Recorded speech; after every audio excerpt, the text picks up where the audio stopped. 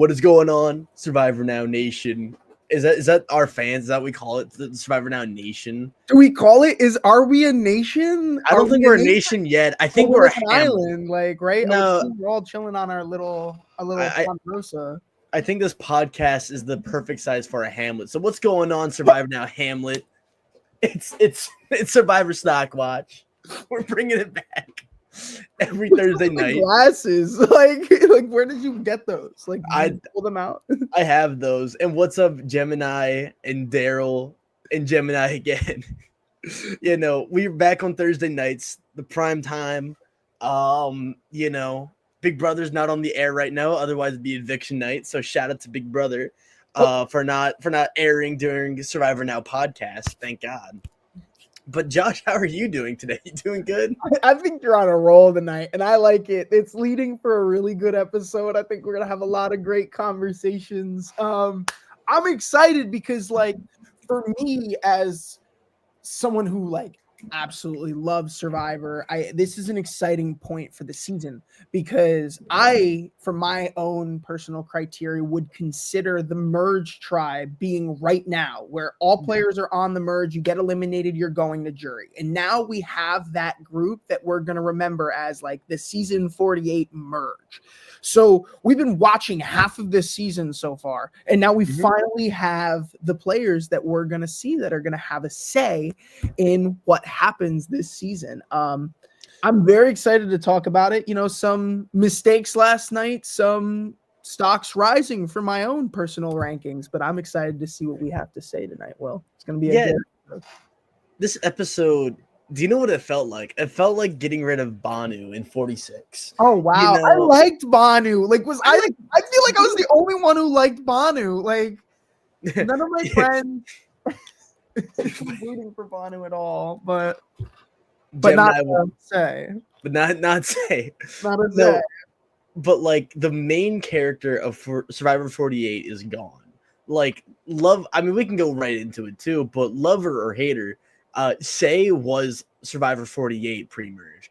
A lot of the decisions, a lot of the gameplay that was happening revolved around Say, and if not Say, then the majority, good guys alliance that we saw form starting mainly on Loggy, I would say. But yeah, no, Say's game has been very erratic, I would say, very out there, but she did play really, really, really hard. Do you think she had a bit more fuel left in the tank? Do you think, being the last pre-juror, do you think that's a appropriate spot for Say, or do you think she made some mistakes within the realm of her chaotic gameplay, if that makes sense? Oh man, I think there were a lot of mistakes, but the thing that I love about Say so much as a player is that Say really came into this game and played Survivor as hard as you can, and it was great entertainment. I loved Say as a character for this season, and now do I think it's the best Survivor strategy? No. I also do feel like it was a very predictable boot for Say. Say's play style was one that the both of us talked about as being probably the biggest pre-merge boot to see, and this was I guess a pre-jury boot. Say just missed that opportunity by a competition that was played by, I guess, the two Goliaths of the season, Joe and David, who lasted a lot of great things to say. I think Say, for the game that Say played it how you're supposed to play Survivor, by finding idols, by convincing people at Tribal Council not to vote you out, which he did with Cedric. I would love to see Say again. And here's why. Season 50, if you see Say, all the players are going to be like, oh, we know how she played. This is going to be we know who we need to get out. I would love to see how Say watch this season and possibly turns the game around a little bit. Say needs to focus on those social connections and lock in with somebody and be their best friend and not stab them in the back. I feel like she could have had that with Cedric, but it just seemed like there were too many instances where their game wavelengths were off. I mean, Cedric was somebody who, wanted to just kind of play the middle ground, not really ruffle too many feathers, but be on the majority, think strategically about it. And I don't believe Cedric was ever this entire season in the minority of a vote until tonight when he went home. He was a part of the Stephanie vote out, right? He was a part of the Kevin vote out. He was part of the Justin vote out. And Mary. He voted out Bianca. Voted out Charity. So Cedric was always somebody who was in the majority of every single. Yeah. It's weird combining them because Say and Cedric, despite being allies and had a very interesting and dynamic relationship, they couldn't be further from each other, because Say to me, do you know who Say really reminded me of? Who? Abby Maria. Oh, I wish we talked about that more. I wish we did, because we always said Russell Hantz and like the big strategists, but Say, at least like socially, I think was more Abby Maria, because with Abby Maria, there was a little bit of respect, especially in like Cambodia, where they're like, we're scared of Abby Maria, but we can respect it, right? And that's kind of what we saw this episode when she went to Shaheen and was like, hey, Shaheen's like, I know how to talk to Say and Say understood, I think here's the thing. I can see the link in the connection with Abby Maria. However, I do think Say took what Survivor gave her a little bit more, if you know what I mean. Like, the idols. And I feel like, correct me if I'm wrong. Please correct me if I'm wrong. But I feel like for this season, the path and trajectory that Say had to go through, I feel like she endured a lot more than Abby Maria did in her season. And especially the one that Say had to go on still was always an option and kind of, survived that many tribal councils. I mean, you have to respect it. Like, Say really did something that I feel like if I played the way that Say did on the island and I went out right before jury, I'm happy because I was a memorable character. I was somebody that people are going to remember Survivor 48 for. I feel like that's like we had so much screen time of Say, but now what happens now that Say is gone? That's the real big question. Yeah, it's also easy option. Yeah, it's like pulling up a comment from Daryl about Say being like Rome as well, lots of confessionals and screen time. Say actually broke the record. She has the most confessionals for any pre-juror in Survivor history. Really? Beating Andrew Savage in Pearl Islands. Wow. With 53 confessionals. Wow, Pearl Islands. That's 41 seasons later. That's insane. Well, last season too, Rachel broke the record for most confessionals for a female winner. Beating, I think, like Tina Wesson or like something stupid like that. Wow. Like a stupid record that should have been broken years prior. But that's neither here nor there. But we talked about I want to talk about Cedric real quick too, because Cedric is a very, very interesting and I would say the most complex character we've seen so far that's been voted out. Like, he has a lot of different layers where I think the edit and the way he was shown to us, and what I gathered from watching Cedric play, is we were supposed to kind of laugh at him in a way. He felt like a Charlie Brown figure in his and how he was shown to us, in his delivery, right? Like a lot of his screen time revolved around him failing, right? Like he was on the Vula tribe, they weren't winning.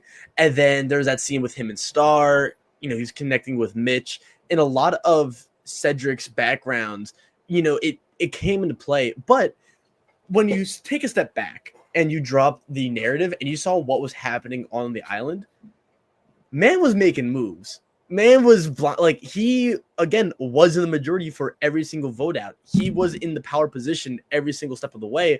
And like during the Kevin and Justin boot, he was in the power seat. He called the shots. And so it's a little crazy, how multidimensional his game is. And like, what do you think of Cedric this game? Do you think he was a dodo? Do you think he was a mastermind, or somewhere in the between? I think Cedric definitely had a lot of good strategic plans and a great way of seeing the game. I think Cedric, like I said, Cedric was in the majority every single tribal council he went to, I believe, until that he went home. But you're right. I don't think that the edit necessarily really highlighted Cedric as a player. However, I will also state that there were a lot of moves that I found that Cedric made to be kind of the downfall of his game. Flip-flopping on Justin was the big night that concerned me, because it told to me that Cedric was in that moment, I guess, thinking a little bit more emotionally rather than strategically. And to switch up names like that, I feel like would say gone there and giving opportunity for a player that might have an easier chance of bringing in new allies at the merge. What would have happened if Justin was still around, sticking with Cedric, and at the merge they were able to rally and get some real numbers that trusted him, instead of people just saying, oh, well, Cedric wants to carry around Say. For me, that moment was a tough one. And the one that really upset me the most also was, if somebody in Survivor is coming to you and saying, you're the only person I'm telling you this, and as a viewer, that shows to be truthful. And what Bianca told Cedric right before Tribal, that's an ally that wants to work with you.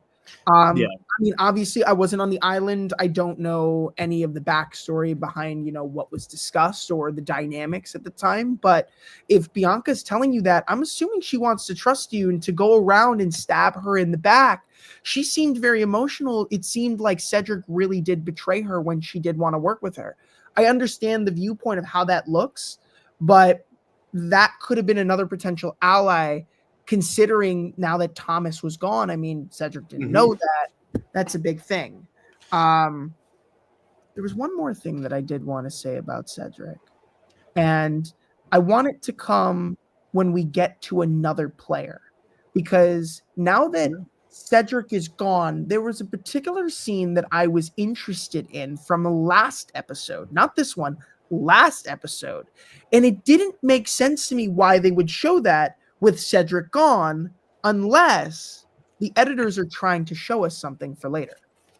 And we will get into that in maybe 2 to 3 more. 2 to 3 crazy more. As I know exactly what you're. We're gonna get into that, because that is a clue. That is our first legitimate clue, Will, as to who might be in the final 3. I think it. And this episode today kind of reignited my flame in that thought. I think I know. I already know what I'm about to say in response to you as well. But I want to. But I'm excited. Pull up a comment from Gemini. Did anyone see this Cedric boot? I did and didn't. I was convinced. So when I saw the tribes, and I saw Cedric's tribe, right, or his group, I was like, it's definitely Cedric, 100%. And then after the challenge, I really, really thought that Cheyenne could have went. And if that would have happened, I would have pegged Cedric as the 0 vote finalist, which I loosely thought for like a minute. There's another player I think is going to be a 0 vote finalist. And I just want to point out these comments from Daryl. Just dunking on his bad game moves. Yeah, I know. I'm But I'm glad we sorry. can make this I think distinction. Cedric is a great person.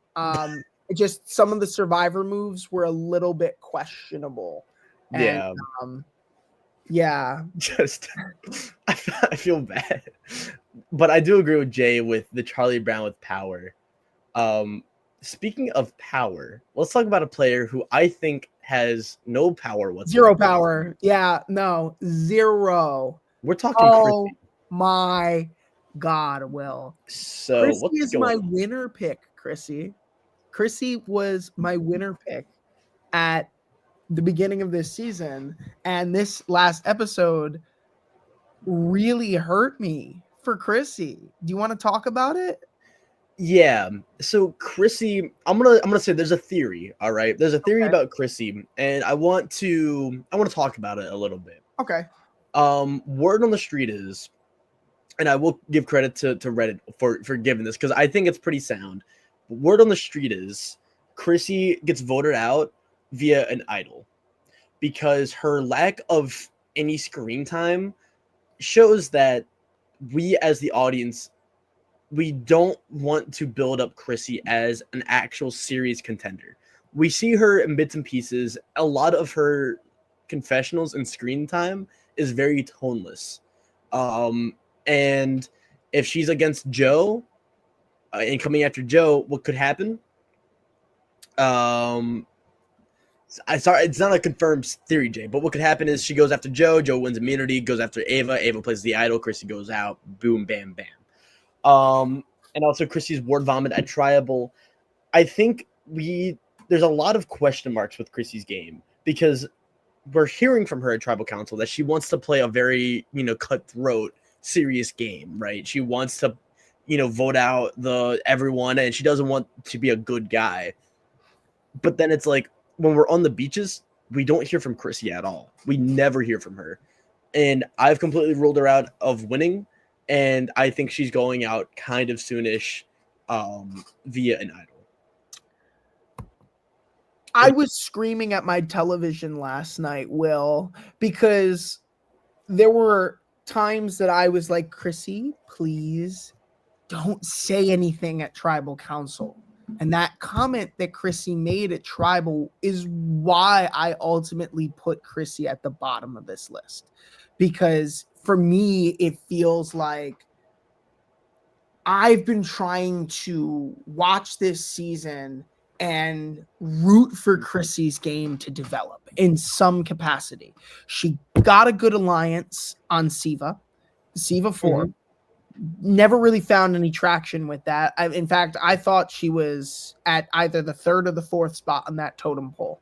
And she had another tribe swap opportunity where she had Bianca, who came up to her and said, "Hey, listen, I want to play with you. I want to work with you." And by coming to Cedric, I'm assuming that's with working with Chrissy as well. And yep. I keep trying to find, a player that wants to work with Chrissy, that's saying, I want to play with Chrissy. I want to work with Chrissy. And it just doesn't seem like Chrissy really has anyone who wants to take her anywhere. What is even crazier, though, is that Chrissy had the opportunity to make the big move. Like, I understand it's dicey, but when you have Say as the perfect shield, you could try to link up with Mitch and Chrissy and Say, have those 3 block a vote and vote out Ava or Star, or someone from the Loggy group, Yeah. And instead, taking out Say was just a very one note, play. I understand they want to keep Say out of the jury. They don't want Say on the jury, but I feel like as a Survivor player, you're supposed to read the jurors, right? And understand what Say would want as a juror, because we know from watching the season that Say values gameplay, right? She's able to put aside her differences with Mary, say, I respect Mary. We saw that with Shaheen this episode as well. Chrissy should capitalize off of that, especially if she's boasting and wanting people to, not play the loyalty game, not be kumbaya and play Survivor. That's what Say would want. you know? And so I'm surprised that they didn't try to vote out Ava or Star. And everything else with Chrissy's gameplay, she's just not there. She's purple Chrissy. I honestly I haven't seen Christie's game develop really in a positive standpoint here at the merge.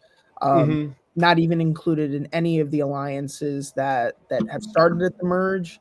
And I think right now Chrissy's gonna stay at the bottom if she can't figure out some sort of solidified alliance that's gonna take her far in this game. I have to see it in a future episode. If right now I'm actually with Say Gone, I'm the most concerned about Chrissy, and Chrissy wasn't this low for me. Yeah. Last episode, Chrissy was a little bit right in the middle, I believe. It's just it's sad. But it doesn't mean it's over, because Survivor edits are very strange. Again, I always bring up Liz Wilcox because what the hell happened with Liz on 46, right? No screen time or confessionals, and then Final 7 having a meltdown about Applebee's.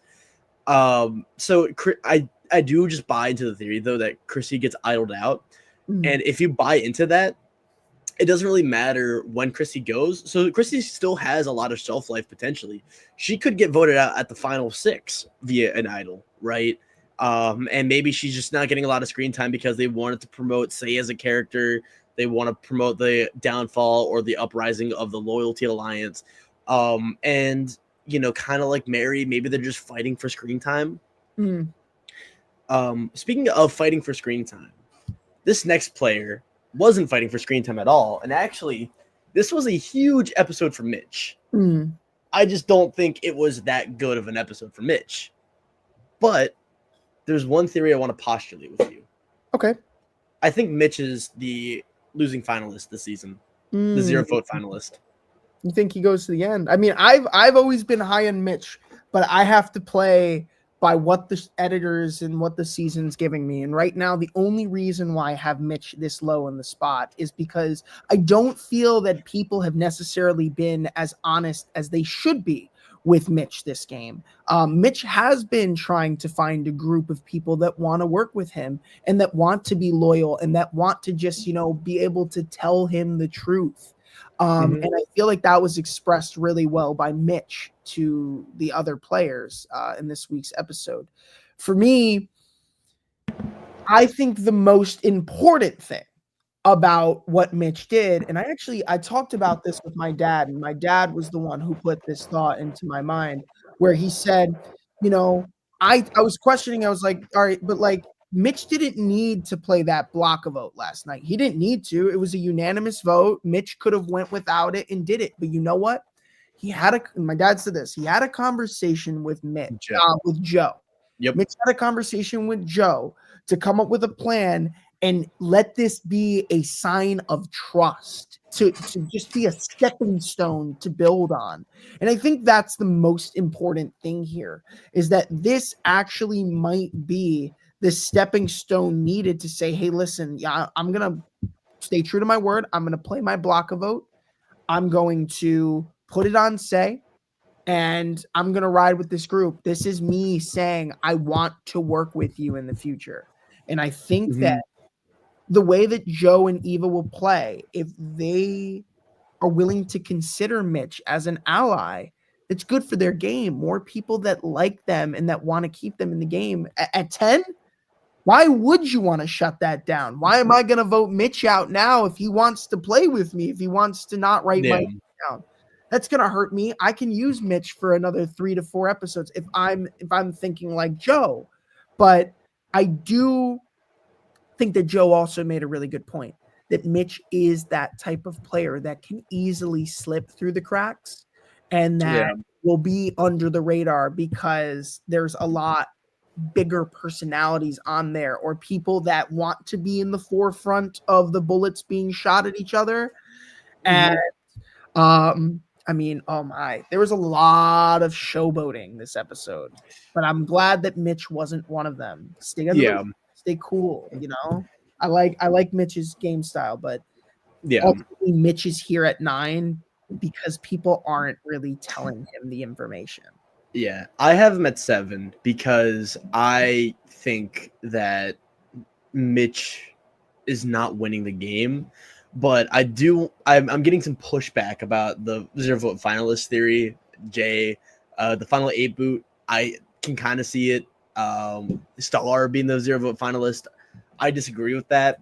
I'll say why when we get the Star, and also Daryl as well. The thing with Mitch that I think the reason why we're hearing that Mitch is like this big threat, Mitch has no power in the game whatsoever, and he's shown as being a social threat and a likable guy.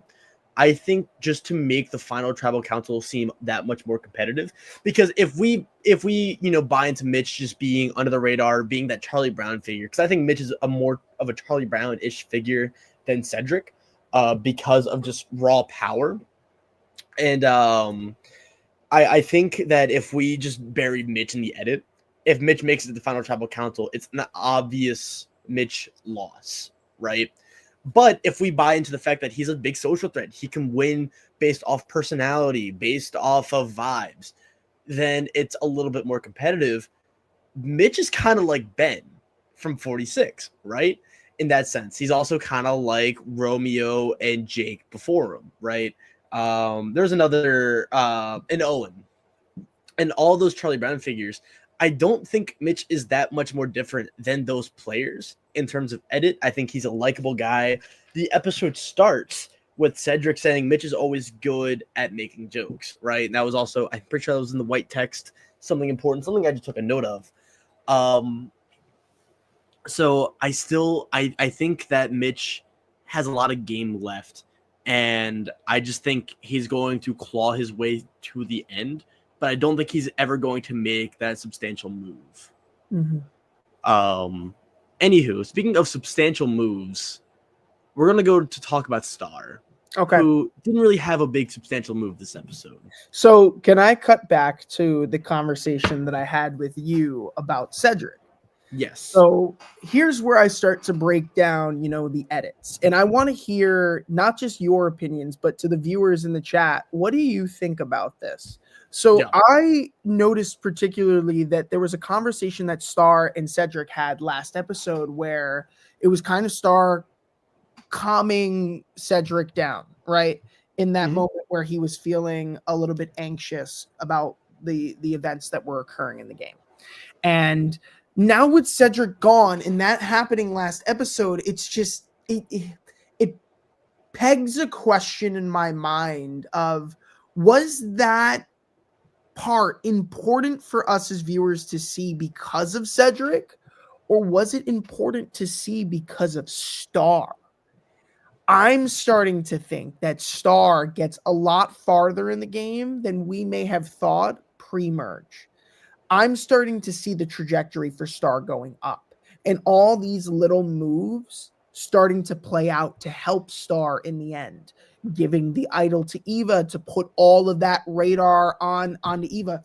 Ever since Star did that, we stopped hearing Star's name as a potential option to vote out, which is insane. And Star has been playing the game. It's like even having those confessional moments where she's like, right now we can all be friends, but tomorrow we'll go to war. Something along those lines. She said, like, I'm starting to see Star becoming a way bigger player, way bigger. And I'm starting to think that by the end of this, Star could make the final episode. Just saying, like, she's right there. I did completely forget about the Star being in the final 3. I mean, she's in the final 3. I forgot about that clip. I forgot about that confessional. Yeah, we did talk about being in the final 3. Exactly. It was that confessional last night that aided in it, because with Cedric going, it's like, why was that conversation? Why was that important? I think that was more for Star than it was for Cedric. I disagree. I think that was a perfect cap to Cedric's game. I think it happens before in Survivor where the episode before their vote out, they get that big emotional moment, right? Like 45 did it the most. That happened with Bruce. Bruce had a very heartwarming confessional, and the next episode he gets blindsided, right? Same thing with Emily Flippin. She has that moment she's on the reward or Yeah, I like remember the after reward. like you remember the reward. I Next do. episode she gets blindsided. That was a memorable confessional. I remember that Very she had the memorable. wine in her She had the hand. wine in her hands, She was and drinking we the all thought it was a wine. coronation. Yeah. And so I think what it means for us, I think that was just to wrap up Cedric as a player because you want him to end on a good note. And it is hard for Cedric to have that emotional downtime on a split tribal episode like this, where a lot of the storytelling later on was more strategic based. Like you couldn't really fit a lot of personal content. I do think it's very possible that Star makes it to the final tribal council. I just think Star, Mary, and Chrissy. I hate to just spoil Mary already, but we're talking Mary very, very soon. All have just very little screen time, very little confessionals, and Star currently is just reminding me of Saul. Just sidekick character, very really cool. Always talking to the main characters, always there and always supportive, but does that mean Star is the second juror? I kind of hope not. I really think Star's in a good spot because I don't see them targeting Star at all. At all. I see Star as actually one of the more under the radar options. This isn't me ranking Star low because I think she's going to go next. I think it's more so the information that Star's being given in the game. It's not. Let's put it this way. Star isn't in the room where it happens, but Star is being told truthfully the information of what's going on in the room. Yeah. So I like Star. I ranked Star 7. Like for me, I feel like just underneath like the halfway, like the 6 or the 5 spot is good because I just see Star just picking off these people and then just skyrocketing right up to the top. Yeah, I just wish if that did happen, I think Star would be a much more substantial character. I think it would lean less into her relationship with Bianca and Thomas, 2 players who got voted out unceremoniously, and more with her trying to build a bond with Shaheen, Yeah. And I do agree. I was mainly just saying Star being second juror just to be cutesy with the Saul comparison. I just don't see. It's weird because I don't see her sitting at final tribal council, but I also don't see her getting voted out for any reason in particular. Exactly. So she's just kind of in that weird middle phase. But that's great because right now with 10 people left, if you have that feeling like you're like right in the middle, they're not going to go after Star, and Star has no. Hold up. Let me see something real quick. You can see something. I'll give you that. I'm pretty sure if I'm correct, and hear me out, you can add into this. I think Star is one of the few, if not the only person that's still left in the game who either hasn't pissed anyone off by voting them or isn't upset with anybody in particular. I think Star has been so neutral that Star doesn't have any enemies. Yeah. At all. Not anymore. Not anymore. Well, the idol really because the idol buy your loyalty. The whole Ava beef. I do disagree. There's another player who hasn't pissed anyone off who's still in the game. Star's ability to play under the radar, though, there's just a lot of question marks because we're kind of getting into the problem with like the side characters, the B plot characters, as I call them, because it's hard to predict where they'll go. I just know that Star's not winning the season of Survivor. Okay. But one player who hasn't pissed anyone off is Mary, and this was a catastrophic episode for Mary. This was bad. This was bad. I think this episode ruined Mary's chances because I'll tell you why. Oh, because she voted out. No, because she has no confessionals, and that is always a death trap for Survivor winners in the new era. Well, we both hit this at an 8 for Mary. Yes, we both hit it at an 8. So that's good. All right. Yeah. Everyone below my top 5, I've ruled out, which includes who I have at number 6, and we'll get to number 6 in a minute. But I think Mary has some longevity, kind of. I think Mary's big problem is that, kind of like, again, I always say the same 3 players, but just like Genevieve with Rome, her big content shield in Say is gone. And so Mary's game and story kind of is in limbo because she had that weird alliance and relationship with Cedric and Say, 2 players who are now gone. And when the swap hit, we didn't really hear her like allies. We didn't hear from her at all. We only heard from her when she was on Vula.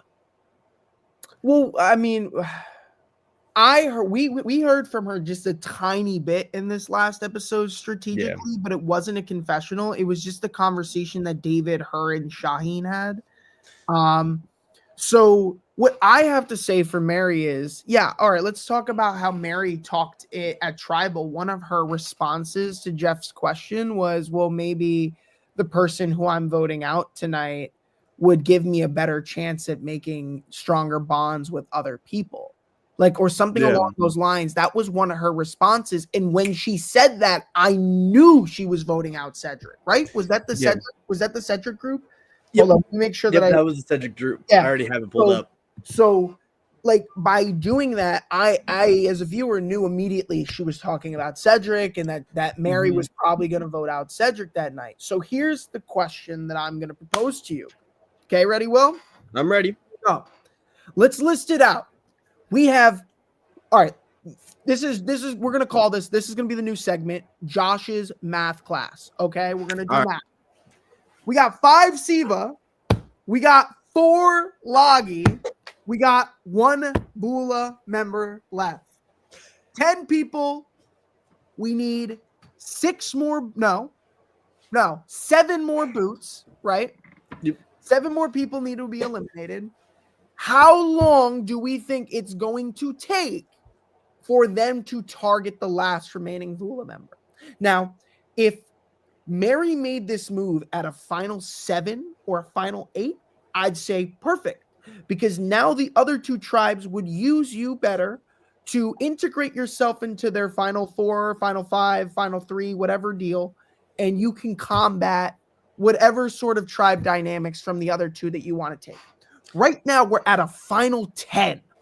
That's really, really early to be the last remaining member of your tribe.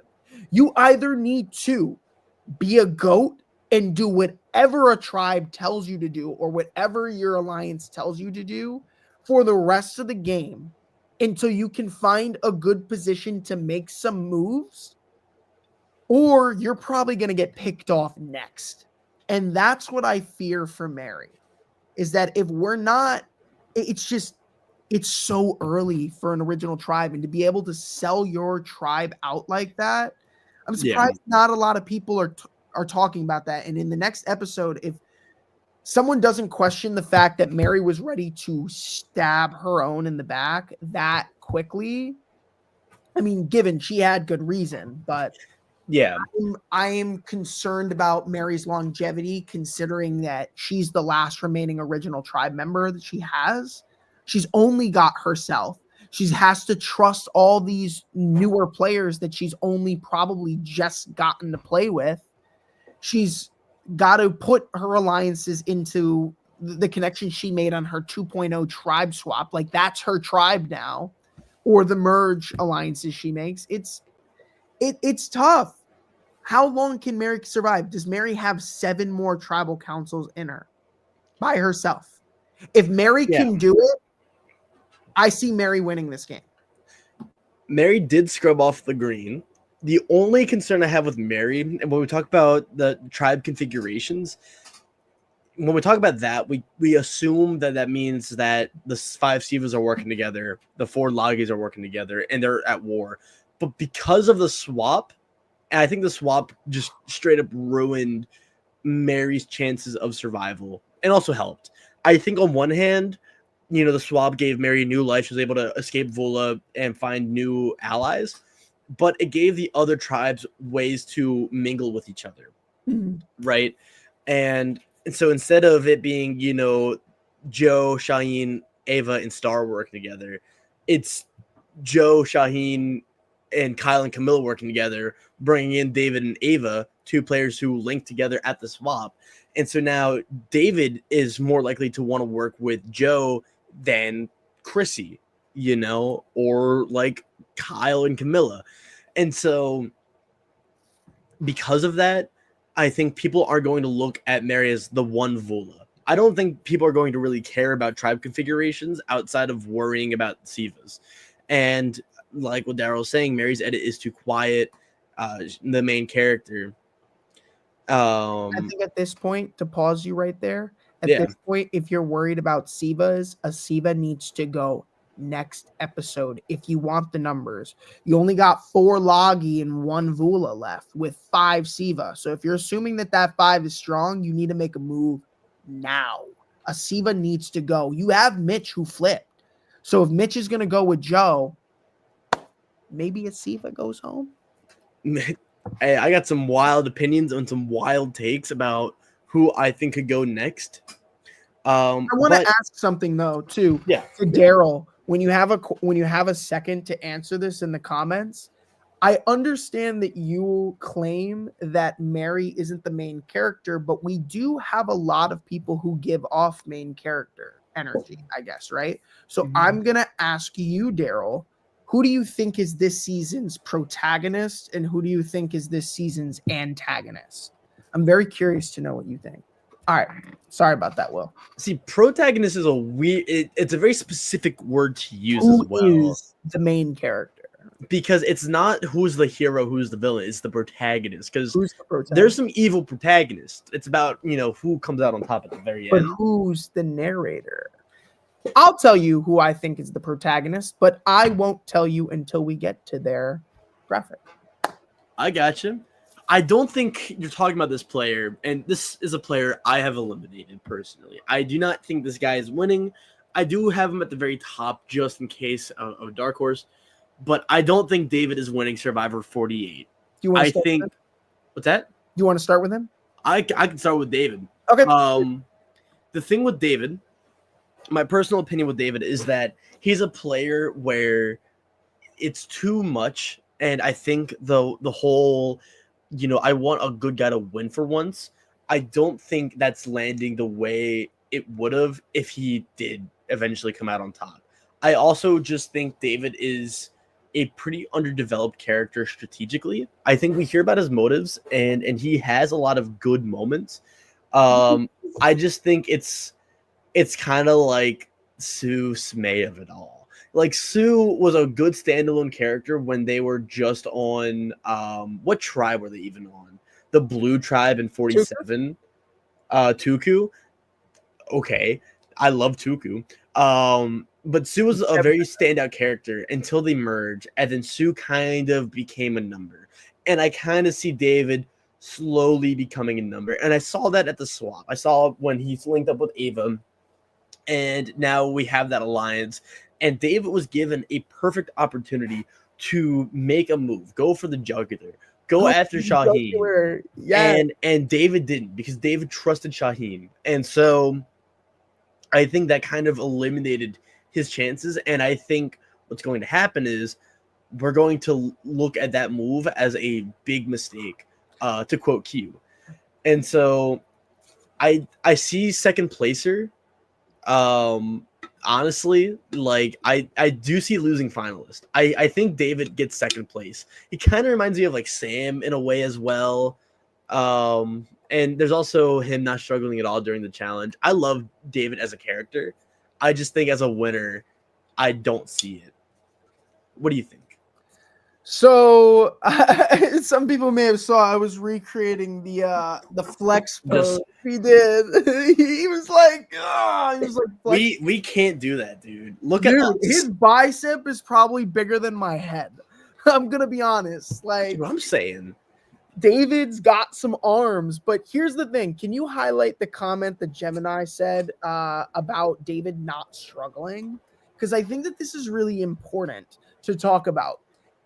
I think this may have been a really fun episode for David, but it's going to be a really detrimental one because I think that really highlights to everybody, if David doesn't win a comp, you should probably take him out. I think that he's a physical threat that can actually win now. Like, Yeah. he showed that he didn't struggle. And are we not talking about the fact that he just broke a record for a comp? Get a grip? Yeah. Like 1 hour? Nobody went over like 30 minutes. And he doubled that with Joe. Like, I don't think that that's talked about enough, or it should be, because I've really come to like David as a player, and the previews have shown that Camilla, Kyle, or some combination between the two are upset with David, that David's getting a little bit crazy on the island, and I'm all for it. I'm actually all for it. I don't know where I would see David going. I mean, I usually keep the middle players on my rankings as the ones who I think are in like the safest spot, because they're not on the bottom. They're not going to get picked off next, but they're not all the way on the top and making the decisions and being the forefront of it. I like David's spot at 5. Yeah, I do. But I do think that it's going to come a point where he's going to win 2-3 immunities, and when he loses, they might have to take him out because he is the strongest of the strong men. But we know what David's criteria is for the jury, which is really good. I feel like he's been really vocal about that. He's looking for someone who's going to be an honest or a loyal player, or somebody who's going to want to play with just, I guess, a little bit of integrity towards like keep it as competitive as possible. David's always about the competitiveness. He loves a competition, and I think that that's what he respects the most, and why he wants to have such a strong finalist. Yeah, I don't know. What do you think about that, Will? Yeah, I'm thinking about jury criteria here. I mean, I feel like David is a really obvious, has a very obvious like set of goals that he's looking for in somebody to be a winner of this season. Like, he's made that very clear. And I think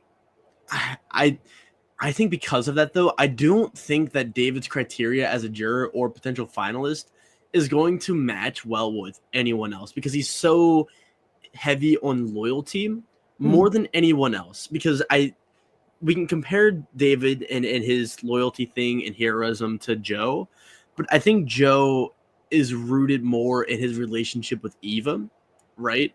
And I think there's more of a reason behind Joe's mentality to the game. David is just, I want to see a good guy win. I don't want to see a bunch of nerds backstab each other. And so I think that as a juror, there's not a lot of people David would vote for outside of Eva, Shaheen, Joe, like Kyle. That's it. And I think if David makes the final tribal council, people like Kyle, people like Shaheen, people like Camilla, I don't think will respect David's game or approach to the game. And the one final thing I want to bring up, I normally don't like to talk about next time on Survivor, because to me it's very ham-fisted. It tries to bring up a lot of it's just very out of context.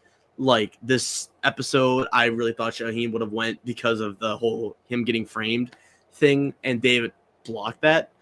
But a lot of people in the comment section were talking about it, so I want to talk about it. But the preview, Camilla and Kyle seem to be very upset with David, and David has a lot of over-the-topness in the next time on Survivor.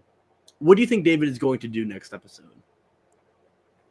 I don't really know, but here's what I think it is. Ready for a crackpot theory? Let me play it, man. Okay, I'm gonna try and be a fortune teller right now. All right, hold on.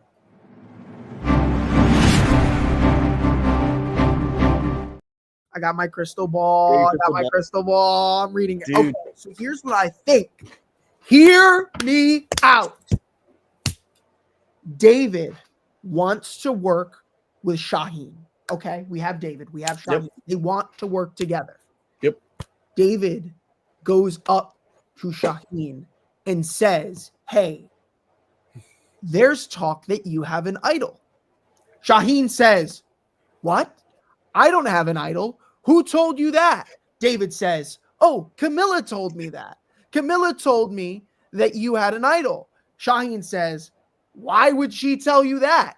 Fast forward, David confronts Camilla, and Camilla then says, no, I didn't tell you that, and pins all the blame on David. I think that this is a Camilla little stir up. Yeah. I think Camilla is pulling some strings here and making David look like a bigger target. I think that's what it's trying to pin us to do. And maybe trying to separate David and Shaheen. Now David wants to get Camilla out. Oh, I'm excited. See, I'm excited. And do you know what? This really helped my winner pick, by the way. This all goes back because I feel like we can't talk about this without talking about Camilla, Kyle, and Shaheen. Wait, I thought that Camilla was gonna get caught in her little web of deceit. I guess we can call that. Mm-hmm. Will can confirm this. The people who I predicted pre-episode without seeing whatever the tribe swap stuff was Camilla and Cedric. I called Cedric, but I've been waiting for Camilla. I think Camilla is going to go out before Kyle because Kyle's well more integrated in alliances, and it always seems that Camilla needs to get that information from Kyle because she's not being told that herself. Camilla's going to get this little lie, I think is going to catch up to her. I think it will. People talk on the island, and Shaheen does not want his name out there. And when he finds out it's from Camilla, let's see. Yeah, no, there's a comment I want to show. First thing, I want to, when I said David was over the top, I don't mean David himself. I'm just saying, like, a lot of the Next Time on Survivor revolved around David blowing up. And so it's kind of like when we talked about Drew blowing up from 45. It's like, we have to talk about it. David's done nothing crazy. Like the comments that I think it was Camilla who was speaking at the time. And everything that Camilla was saying, we haven't been shown that yet.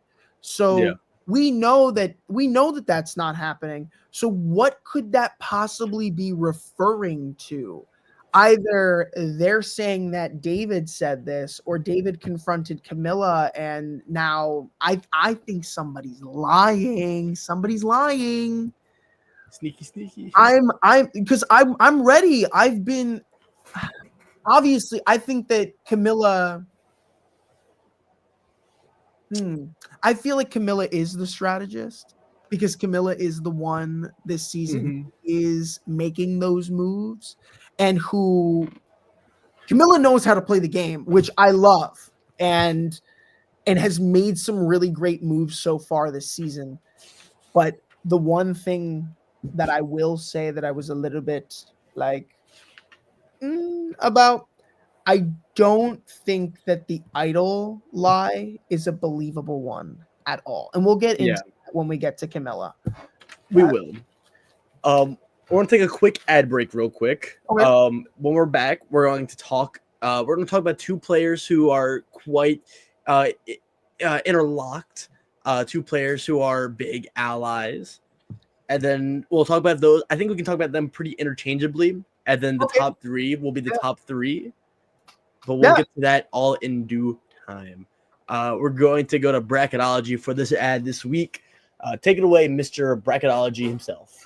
Think you're the most knowledgeable Survivor superfan? Well, you can put that to the test with our Fantasy Survivor game. Welcome to Bracketology, fantasy sports for reality TV. We provide fantasy football style games for your favorite shows like Survivor and many more. We also have bracket style elimination challenges. Set your picks once for the whole season to see how your prediction skills fared. And don't forget to check out the season extras like contestant info, where you can see all the bios of each contestant, and our scoring recaps that are published each episode. Download the Bracketology mobile app or play on your computer at fantasy.bracketology.tv. It's entirely free to play, and you can win some awesome prizes. Good luck. What is going on with Joe? That's what I want to What do you know. mean what's going on with Joe? I thought this was a great episode for Joe. This Can we talk about, though, like the real elephant in the room? How is I know it's random, but like, how is the universe going to allow Joe and Eva and Kyle and Camilla to get on the same tribe? Their little groups? I thought that was insane. I thought that was insane. Yeah, right? Yeah. They've been getting like a free ride this entire game. I want to talk about something. Now that we're on Joe, we can talk about David and Joe's dynamic from the comp. How's the best way that I can put this? I feel that David and Joe are like the two Goliaths of this season, you know, like in terms of strength. And I just felt like both of them handled that competition in different ways. And I want to bring this up because it's like David took it as like I know I'm going to win. I'm really confident, if he was like overly confident in himself about that competition. But Joe was very humble. And that's like, I want to bring it up because I think it really does show a little bit more on who these players are and how they want to play the game. The editors just kept showing those what was Joe saying under his breath, you know, like the thank yous to like how like Chrissy was like rooting him on, and he was just like very like, you know, pushing it off, you know, very thankful about it, very grateful to just still be in it. Yeah. It was another good episode to show like how hard Joe wanted to fight this season for his family and his kids. I truly do think that Joe was thinking about his kids in that moment. And just like, I thought about it on my car ride. It's just like Joe has played this game to be an example to show his family who his father is, right? Yeah. And I just, if that was my dad, I would be really proud of him. I would be too if he won the peanut butter and jelly. What was the reward? Oh, there's peanut butter and jelly, I think, right? Yeah, no, I will say I love the David and Joe dynamic in the challenge. And also, as soon as David mentioned Joe's kids, I got panicked for a second. I thought Joe was about to like blow up on David, like keep my kids' names out of your mouth. But no, it's a weird dichotomy because David and Joe are both players who really lean into their roles, right? Like Joe is like the family man. Joe is like 100%. Joe is our family man this season. Joe's our family man, and then David's like our wisecracking, you know, street performer, you know, cocky and arrogant. But I love it. Like we love it. We love it here. But Joe is a player to me who is kind of leaning it, therefore casuals, I would say. What I mean by that is that I don't know the actual legitimate weight his story has in the winning narrative of who wins the game. I don't know for certain if Joe is actually the winner of Survivor 48 because Joe is too obvious. It's too much. It reminds me of a lot of Carson, I would say. One could say maybe Rick Devens, but Rick Devens is more like of an edgic kind of decoy winner. I think Joe is just hyped up too much. And it is hard to hide Joe. It's hard to make Joe under the radar. And we had some under the radar Joe episodes where he got no confessionals and no screen time. But even then, when he gets no confessionals, he's still apparent and irrelevant to the story around him. Here's what I will say about Joe. I think that Joe still could be the winner of Survivor 48. And I think you make a really good point that, you know, it's hard to not, you know, show Joe, but like there's a lot of things that need to be explained because of what Joe's done already this season. Yeah, I mean, like that whole moment at the immunity competition with Eva, that's something that like as an editor, you have to show, like, that's such a great moment that if you were to not put that in the season, I feel like it would be a waste. It would be a waste. It's great TV, but Mm-hmm. I think that's why they have to show Joe. I think there's no way you couldn't have shown that moment, and with that had to come a lot of confessionals about, the dynamic between Joe and Eva. And with that, I still believe that Joe can be the winner of this season. But the only thing is, Joe not getting a confessional in episode 5 is very, very strange and peculiar, because that Joe has the confessions. Joe talked about it right then and there. Why would Joe not get a confessional that episode? Does it matter if he got a confessional when he got so much screen time at the immunity comp? I think so. I'm talking episode 5. I'm talking. Who was the boot for that episode? Because now I'm trying to remember. Bianca. I don't know. It was the episode where Ava revealed to her tribe that she or to the cast that she has autism. I'm pretty sure it was Bianca. Well, yeah, she did. Yeah, but she did that at the immunity competition. But Joe would have had a confessional about it. He would have had some screen time somewhere, shape, or form, because he has no confessionals. It wasn't like he didn't talk about it. He was irrelevant to the confessionals. We didn't see him at all sit with the cameras, and that is very strange if he did win. I don't think it is. And I just think that moment was big enough. I think that he could win, because as a winner, wouldn't you want to put them a little bit more under the radar? We already know that this is something that Joe would have done, but to give him more screen time only puts the audience thinking that Joe is going to win more and more. Not giving him a confessional when Joe's already still in that moment. For Joe to not have a confessional and still be the most talked about player from that episode should say something. He didn't need a confessional. It would have been too much Joe. But at the same time, no Survivor winner in the new era, outside of, I think, Erica, went an episode with 0 confessionals the entire time.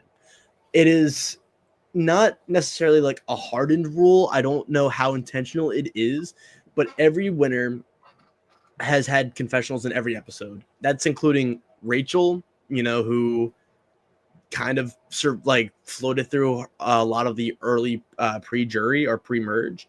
Mm-hmm. That includes Dee, who had a pretty easy ride with the Reba 4. It was very easy for the editors to hide her even more by not giving her a confessional. Same thing with Jam Jam. Same thing with Kenzie. And so I feel like it's strange to hide Joe when it's already impossible to hide Joe. Yeah. I think they should have leaned into it, and they should have just given them a throwaway confessional at least, because I still don't think he wins. And I also think if we want to talk about Joe, we still can, but Ava as well is our number 4. Whoa, you have her at 2? I do. You need to talk about her. Yeah. Why do you? Well, I ranked Eva still like in the middle, because I feel like they're still gonna target Eva. I think so too, but she has an idol, but that's not why. I think this was a really, really, really, really good episode for Eva, because I think it was a really good cool down episode. We didn't really hear from Eva too much. We heard from her enough, but Eva needed a cooled off episode because of just how much screen time she's naturally always going to get. And, there's a lot of talk about story this episode, right? It was a word that was used deliberately, I think 3 times by 3 different players. It was all to talk about Mitch, right? And to hype up his threat level. However, I do think we can apply that also to Eva, because we can't talk story and just talk about Mitch. Yeah. I understand it's controversial. I totally get it, but she's also there because I don't really have anyone else to put at number 2. Full spoilers, Kyle and Camilla, I don't have a number 2 or 1. I have Shaheen at my number 1. I would just spoil it now. It's kind of it's hard to get around that. Not yet. I don't think she's going to win off sympathy. I think she just wins because she wins. You know, I think she was able to have her old nemesis, the person she was beefing with most on her tribe, to give her an idol, right? I think being able to get through the game with a very, very obvious duo with Joe is going to be huge, like a huge notch to her And come game. out with an idol. With an idol. Come Like, out with an idol. Oh, I just saw you in Joe, you know, hug it out at the immunity comp. You know what? Have an idol. like if we're just going to let her slide. No, well, let's think about that. That's a great move by Star because that's a massive target. It's a massive target, but like there was a very real chance that Ava could have been targeted this episode. Agreed. Block the vote. If Eva was by herself without Joe, I think she would have had to play the idol. I think if Joe wasn't there, Ava would have played the idol. Yep. Or I think Ava, if the configuration's different, right? Like you replace Star as well with Camilla, I think it's a whole new ball game. I think Camilla flips. I think Camilla votes out Eva. I think Eva gets voted out without playing an idol. I understand. I just think that the actual edit is not giving like emotional character player. I just think Eva as a character, it's easy to put her in that box. And I also, it's crackpot. I get it. Like, I just can't justify putting Kyle and Camilla at number 2 or 1. You know, I can at number 3 and 4, but not number 1 or 2. That's where you and I differ because I think Camilla's Russell Hansen going around. I like it. I love the gameplay. I like it. I love it when players play like I don't know how to say it. Like Camilla's gameplay, and I said this, I think I said this in one of the episodes early on. Camilla's gameplay would be very similar to how I would want to play if I played Survivor. I see a lot of Camilla in myself. If that is that the right way of saying it? Like when I see her, I'm like, I see myself playing the same way.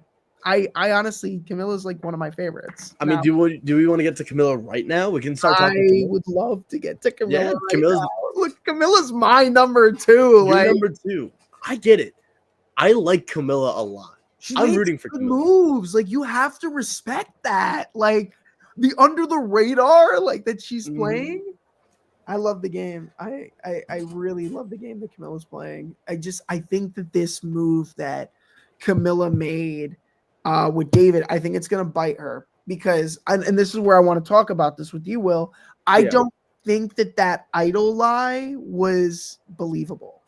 I don't think it was believable at all. I wouldn't believe that. An idol. Oh, so you want me to vote out Shaheen because you suspect he has an idol? Throw something bigger out there. Really, really take a shot. Like if you're gonna take a shot, take a shot.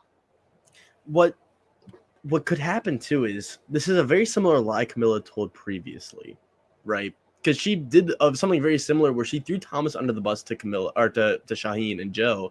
So Thomas has the idol, and so and Shaheen and Joe, they kind of just wrote it off. You know, they didn't take it that seriously. You solved it. So Shaheen can go to David. If David goes to Shaheen about it, Shaheen can be like, "This happened before." Yes, and it led to Thomas getting idled out. You by solved Kyle. it. You literally solved it. Hold up. What did Gemini say? Josh, if you were David, would you go straight to Shaheen with Camilla's intel? It depends how much I trust Shaheen. From what I've seen from David and how David talked about Shaheen, I would say yes. The idea is that Shaheen is closer with Joe, who's closer with Ava, who's closer to myself, right? Camilla doesn't have that tie. So I would throw Camilla under the bus. And also, Camilla is, again, just episode 1 with Charity, right? Camilla throws people under the bus. So I'm going to answer that question, Gemini. I'm going to say no. If I was David, I would not go straight to Shaheen, and here's why. Because I know coming into it that the plan is to vote out Cedric, right? So I don't need to come to him with that information just yet because I don't need to fear the idol tonight. But what I will do is I will come to him at some point and kind of maybe not ask him directly, but kind of pick his brain, be like, listen, like I have an idea of it. And if nothing's latching on, I might just straight up ask him. But I feel like at some point that needs to be discussed because that's information that can get blown up into Camilla's face. And you can find out that there's actually a snake. Yeah. Yes, at some point it needs to be said, but no, you should not go straight to Shaheen, especially when you're trying to build trust with him. Don't spook him before a tribal. I agree with that. Honestly, if I was David, I would wait until after tribal. I know for a fact that unless there's an idol play, which he thinks Shaheen has the idol anyways, just vote Cedric out and wait until Joe and Ava are back. I think and then go to them. Sorry. No, you're good. I think you go to Shaheen only if his name is out there. You go to him and say, "Hey, Camilla told to me that you suspect that she suspects that you have the idol. If you have it, play it tonight." That's the only circumstance I'd go straight to Shaheen. Only if I want to work with him. Like only if I want to work with him. Yeah, but even then, I think Camilla has kind of built herself on a house of cards. And I think that I forgot who said it in chat earlier, but the next time on Survivor with Camilla getting iced out by David and David telling Shaheen and then Camilla reacting, I think that's what we saw. And I agree with, I think Jay said it or Gemini. I'm trying to find the comment now because I remember reading it and I wanted to bring it back up when we were talking about David. I can't find it. I do apologize, but I thank the chat. But I think that's what happens. I do think Camilla goes first. I think Camilla's edit has just been weaker. And I think maybe we're setting ourselves up for like a Kyle versus Shaheen showdown. And it sucks because I want to see more of Camilla. I really like watching Camilla play. Too.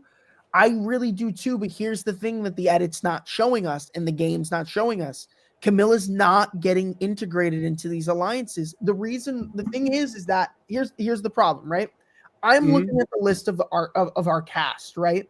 And when I'm talking about players who I don't see being well integrated within an alliance, I'll count. I know Mitch is low, but I'll count him. Let's assume that he's going to start working with Eva and Joe moving forward. I don't Chrissy working with anybody or in anything solidified. I mean, I don't know if that Siva 4 is really staying strong with each other at all. They're still there, but are they really staying strong?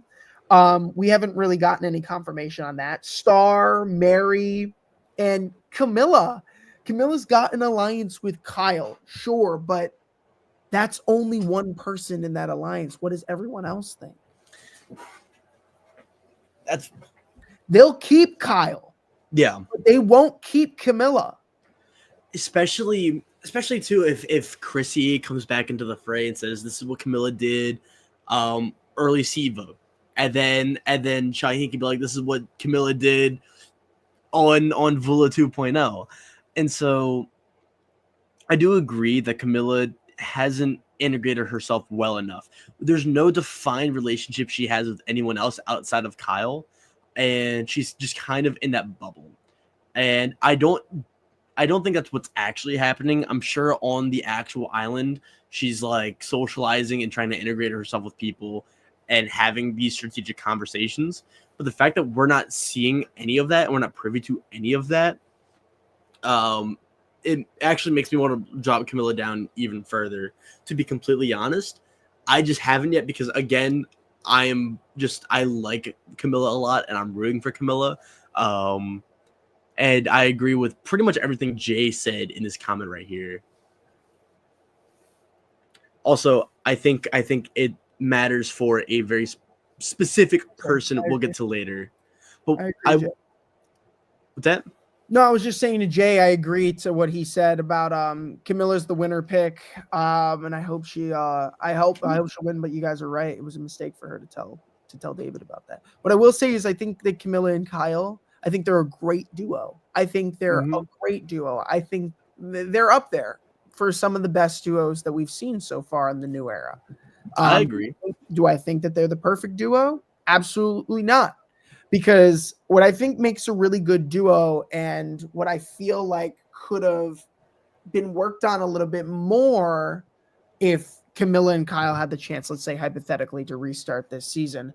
Kyle's doing a great job of sticking with Camilla and staying tight with her, but also branching out and working with other people as well. Camilla, I don't really see having those conversations. We're not getting that much screen time for those conversations. That's why I don't think Camilla is the winner of this season. We're not seeing that much. We're seeing a lot of strategy, but I'm not seeing a winner edit from Camilla. I'm not at all.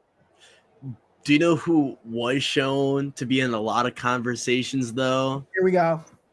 We're talking Shaheen finally. And let me tell y'all, this was a weird episode for Shaheen, but I think it's good. I think it's a lot of the hallmarks of Survivor winners you get with Shaheen, and the fact that people are confused by his edit and people online are still don't know what to make of him. That's exactly what happened with Rachel last season. No one knew what to make of Rachel except for me. I was the only person. I was the one person to be like, Rachel's the winner, episode 1. Y'all called me crazy. And he is the narrator. And the thing with Shaheen that I wanted to point out is that, you know, we heard Chrissy say if they don't vote for Shaheen, they're all idiots, right? They're a fool. And they didn't vote at Shaheen. I understand that this was a pretty rough episode because, you know, he was shown, you know, being a sucker potentially, but he was able to guess that his relationships weren't absolute. He wasn't talking confidently when saying, you know, Cedric is the plan and he has to bank on his allies. It wasn't like he was like, I have my allies, I'm good to go. It was, I have to cash in on trust and I hope that I made the right moves to get me here. And so I don't really think that that Shaheen was like confident or cocky, and that, you know, the whole scene after the challenge was bad or a bad look for Shaheen. And not just at the start of the merge, people were saying Rachel was a threat. This was also happening earlier on the swap tribe with Kyle, when that happened before with Kenzie, with Banu calling her the mermaid dragon. Another comment where Shaheen was narrating the Joe and David relationship as well. Again, Daryl, like, to your credit, he's the main character. My only fear is that it's too much, and that Shaheen is a decoy, a red herring, a Rick Devens, if you will, because it feels correct. And there's a lot of inconsistencies. I do understand that, you know, at the start of the episode, him saying that Cedric and Sabe were two puzzle pieces, two people he could potentially work with, and them going back to back, that is rough. But he didn't commit to them. He just said that they were options, potentials. And, you know, whenever Sabe said that she wanted to talk to the person in charge, she goes to Shaheen, right? I will also defend Shaheen episode 4 with Thomas blunder, because Shaheen didn't even trust Thomas that much to begin with anyways. Agreed. And I also just don't think that we can judge Shaheen on things that he just hasn't said. I don't think Shaheen is playing a perfect game. I don't think he has everything mapped out. I do think that he should have been more on edge this episode, this tribal. And I wish he had a confessional.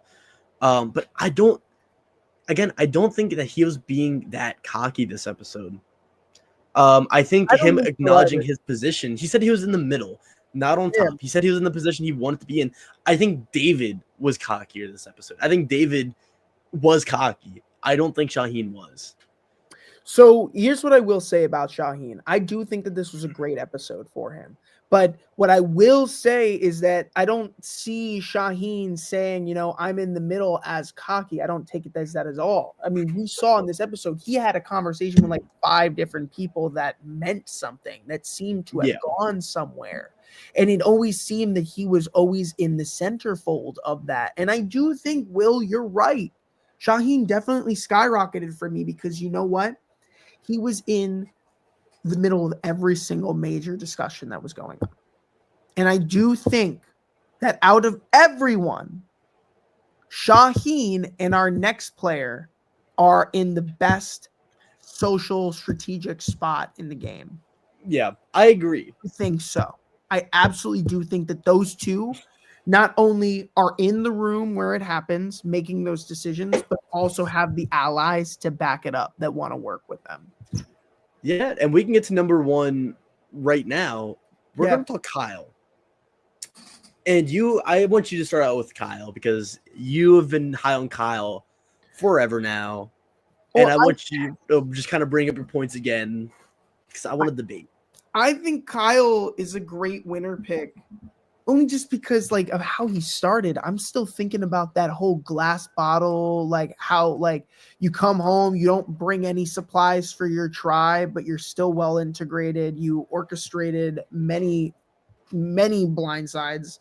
The idol play was something that I considered very high. You have a lot of resume moves. You were given an extra vote.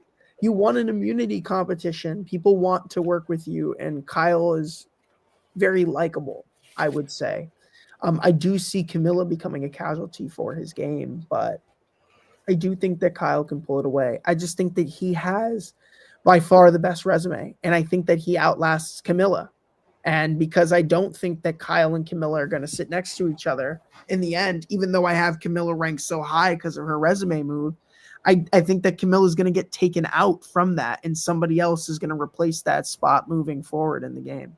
What I like to say is that, like, for my rankings, what I do is the people at the top are the people who I think are playing the best game and need to get taken out as soon as possible.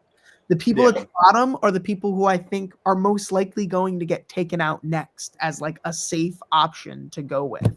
And the people in the middle are the ones that we're really looking at because those are the ones that are shifting and shaking up the game. And Kyle, for me, has been at the top. He's always been in the right. He's always made the right decisions. He's always known all the information that's happening. So does Kyle get taken out because he's at the top? If Camilla goes, how long does Kyle persevere from there? You know, that's what I'm really concerned about. That's what I'm looking at. I love Kyle and I like how his trajectory has gone. Yeah. Can he do it without Camilla?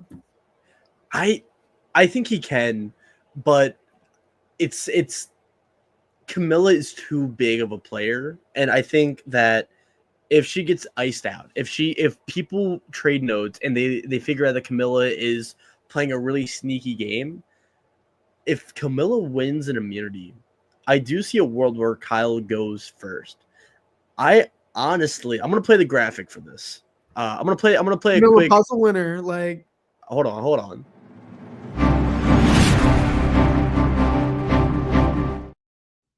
What if Kyle goes next? You didn't think that I was going to say that. Here's my thing. Kyle is very obviously one of the main strategic forces, right? And Daryl pointed this out earlier, but Kyle and Camilla are always seen not boasting. I don't want to say bragging, but they're always talking about how they're in a really good position and really good spot. And to their credit, they always are. Whenever they're saying they're in a good position, they are in a good position. You know, when we're on Vula and they're about to idle out Thomas, them laughing about them being in a good position, like they are, right? Same thing. You shouldn't. Those are the famous last words in Survivor. Will we know? Oh, that if you feel like you're good and you're saying that on live television, Everyone at home is saying you're a fool. And it has been working out for them. However, I think there's going to be a shake. I don't think, because I think Survivor editing is not dumb. I think if they are going to make an alliance and their whole thing is being honorable and having integrity and they want a good guy to win, that alliance is not going to stick together the entire time, because that's going to, like, even though I love all the players individually, that is not a recipe for a fun alliance to watch. An alliance that sits together and they boast about honor and integrity. We saw that on Survivor Australia, and it didn't really look great for Australian Survivor 2016. Shout out to them. I do think Kyle goes a little earlier than we think as a big pitfall, a big name who goes early. And that could mean that's probably why Kyle is seen as the bigger strategic force. I don't think that's actually going to happen, but that is a theory I want to postulate just for a minute. Mm-hmm. You know, do you think Kyle could go out in the next two tribals? Enough notes gets traded. Well, let's see, because like if we're looking at the next, right, and notes get traded, and it's David who's upset. I would be more upset at Camilla for telling me the lie, even if Kyle is associated with it. But for me, if it's going off of what you said, you know, the honorable and the loyal player, that's not Camilla. That's why I think it's Camilla who goes. I think Kyle stays a lot longer than Camilla, just because Kyle's more integrated. There are more people that have said, I want to work with Kyle in this group than anyone's ever said about Camilla since the merge. But I have another hypothetical for you. Okay. Let's say you go back in time, right? I'm going back in time. You're going back in time. Yep. You are sent to the cast of Survivor 47. Okay. Right? 47. Okay. 47. You are on Lavo. You understand how the game progressed. And let's just say you're taking Saul's place. Or no, you're taking Keyshawn's place, right? In just the tribe. So everyone else on Lavo's there, except for Keyshawn. You're Keyshawn. Congratulations. You had the opportunity to take out Rome or Genevieve, right?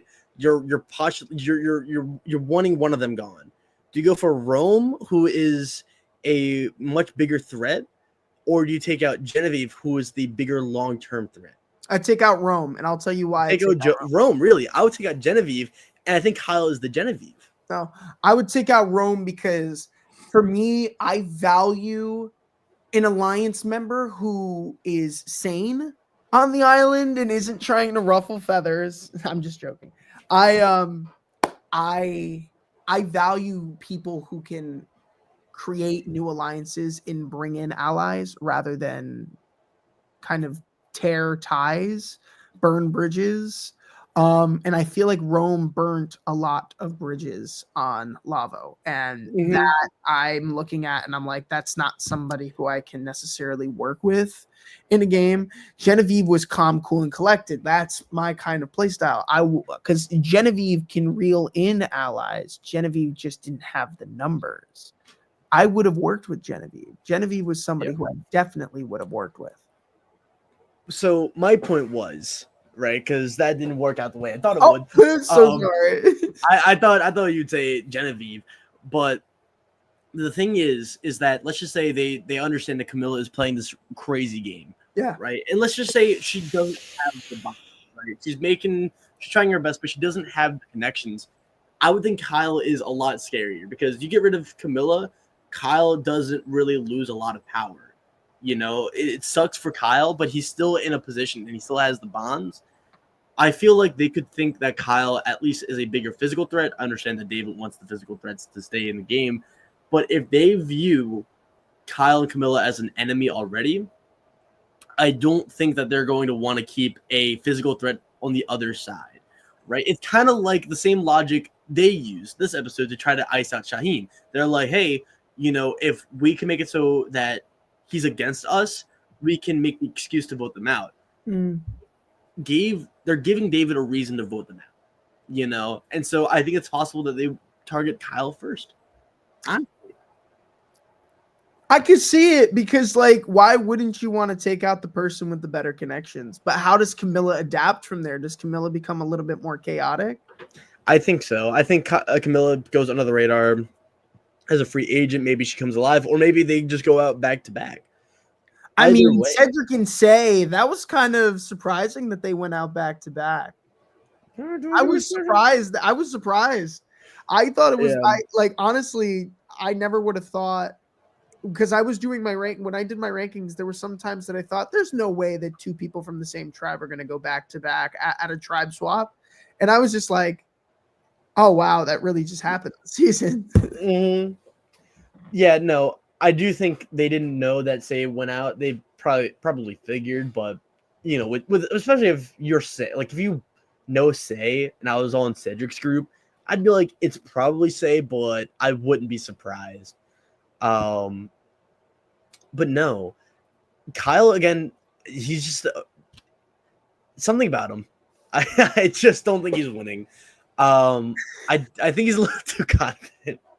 Okay. And I'm trying to think of anything else I really have to say. But the thing with Kyle is that Kyle didn't really have a crazy big episode this time. I think Camilla and Kyle, they set up a lot of groundwork, but the fact that Shaheen did not go is crazy detrimental to their games. And I think we're going to talk about them a lot differently next episode. I think this is kind of end of a chapter in multiple ways, because jury is now starting. Yeah. And so we're now talking, post-merge, post-jury gameplay, which is always a little bit more different than pre-merge and pre-jury. A lot of people have different motives now. And so, and now with Say gone and Cedric also going, the focus is now going to be really on this Good Guys Alliance. And so I'm curious to see how they split up, because I know they're not sticking together. I think it's going to be a bloodbath, just like Alistar would predict. But who do you think goes out next? I think is a good question to leave it on. Give me your real answer, and then give me a crazy prediction, something wild and wacky. Camilla's my crazy prediction for who goes out. But realistically, I think Chrissy. You think? I don't think Chrissy goes. I think Asiva goes. I think Asiva goes. I think Asiva goes. It's either going to be Camilla or Chrissy this next episode. That's my pick. We'll circle back on that next week. We'll circle back. All right. Camilla or Chrissy. I'll mark it down. But yeah, no. Josh, is there anything else you have to say about the episode? No, not at all. I think we had a great discussion today. And I move the question over to the comments as well. Not a question, but I just wanted to say I appreciate you all for your patronage. Not really, because Survivor Now podcast is free, but we do have a Patreon if you do want to be a patron. You get a lot of cool access, a lot of cool content there. And I think the chat, Chrissy threw out Joe's name. Jay thinks it's going to be Camilla. So we have a war happening in the comment section. This we do. What I'm getting at. But I thank everyone for commenting and making this a very lively discussion. In about 30 minutes or so, I think Survivor Australian recap is going to happen. Cool guys, cool people there. I referenced Survivor Australia this very podcast. So, you can go over there and you can ask their opinion on Christy or not. It doesn't really matter to me. I'm about to go enjoy a nice sandwich. But yeah, you can catch us next week, next Thursday, 8 p.m. Eastern Standard Time. 100% Gemini. We will be here come hell or high water, and we'll be talking, in memoriam about Camilla. Definitely. Camilla. But no, we'll see y'all next week, and yeah, take care, y'all.